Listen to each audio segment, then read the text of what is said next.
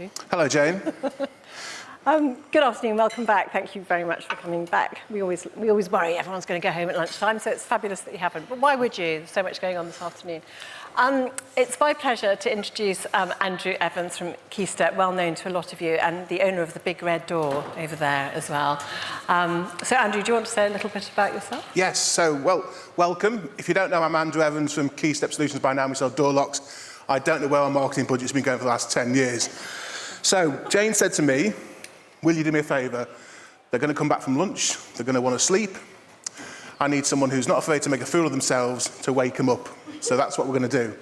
So Jane and I have come up with this idea of we've both got one memory each from the pandemic, which we want to share with you. Now, we had very different pandemics, me and Jane. You can imagine Hazelmere Towers, the butler, champagne, caviar. But Jane's going to tell you about her pandemic memory. Can you all hear me, by the way? You all asleep? Hello? Right. So, Jane's pandemic memory, post-champagne.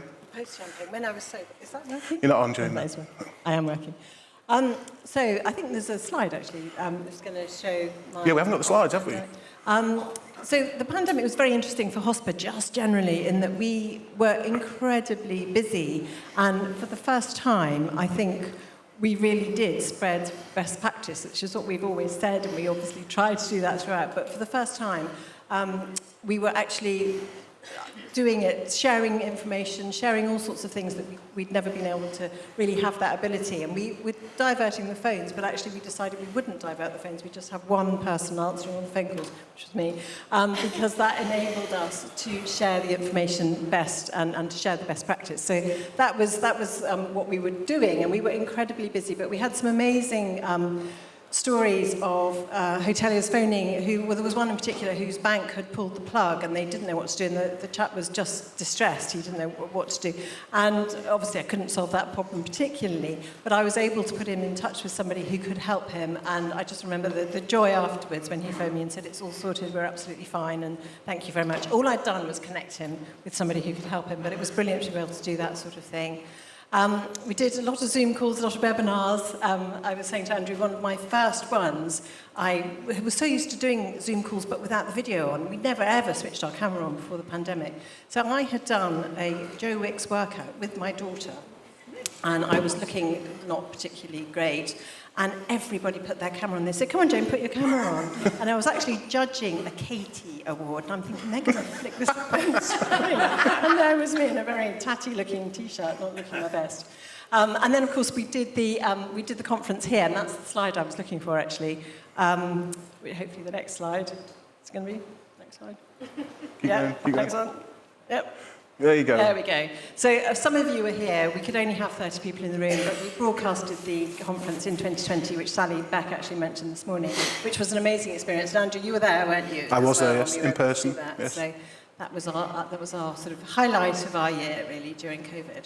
Fine. But yours was very, very different. It was different. So it's all a bit hazy.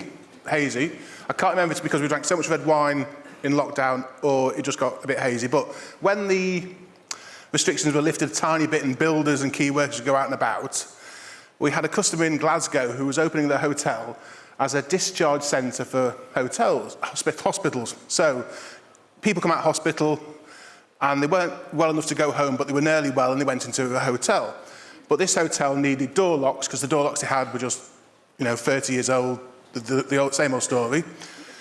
And at the time, staff on furlough, and you'll all remember back in the early days, furlough was very tricky. It wasn't flexible furlough, so once you're on furlough, you were pretty much on furlough. So we had no resource. So basically, I had one key guy who wasn't on furlough, and I recruited my son, Liam, who's in the room, who was meant to be at college, but wasn't at college, and Tanya's son, Jack, who's in the room, who wasn't in education either. So we trucked up to Glasgow in the van, got me letter from the GM in pocket in case I'm stopped at the border by the Scottish police to tell me I can't come into the Republic of Scotland. And it was like 28 days, if you've seen it, 28 days later, there was nobody about. And we were nervous. I won't lie to you. We were nervous. At that time, COVID wasn't fully understood. And we turned up at the hotel. And these two pictures sort of sum up my pandemic for me. You can see the smiles breaking through these masks of these guys. And it wasn't just my guys, the hotel staff were amazing, the chefs were amazing, and it wasn't just the front of house staff. I work a lot with the IT guys, and the IT guys were working hard behind the scenes. Everybody was working, and the hospitality family really came together. So basically, we're just going to give ourselves a big round of applause for the hospitality family, if nothing else, to wake ourselves up. So I think you should all give yourself a big round of applause. Thank you.